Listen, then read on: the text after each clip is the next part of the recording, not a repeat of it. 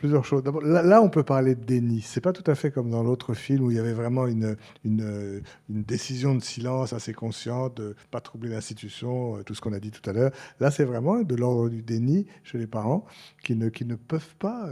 Alors, il y a le jeune, là, enfin, est pris entre deux choses.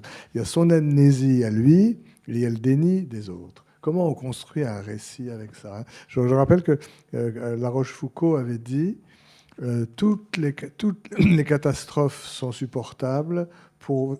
Ça demande à vérifier, mais enfin bon. Toutes les catastrophes sont supportables pourvu qu'on puisse en faire un récit. La narrativité, le récit, c'est absolument essentiel pour pouvoir supporter quelque chose qui a été terrible. Et là, il a deux obstacles fondamentaux. Il en a un en lui, sa propre amnésie traumatique, on pourrait dire latence traumatique aussi, peu importe. Et puis, il y a le déni des personnes qui pourraient l'écouter. Et ça, c'est une véritable catastrophe. Et là aussi, une autre référence littéraire, Primo Levi.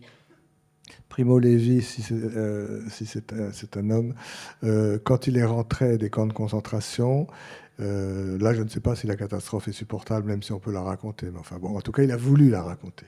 Et quelque chose de très traumatique pour lui, c'est quand un jour, il a voulu raconter ça, il était à table avec sa famille, sa mère s'est levée et est partie faire autre chose. Elle ne voulait pas entendre ce qu'il commençait à pouvoir essayer de dire en dépit de toutes les difficultés.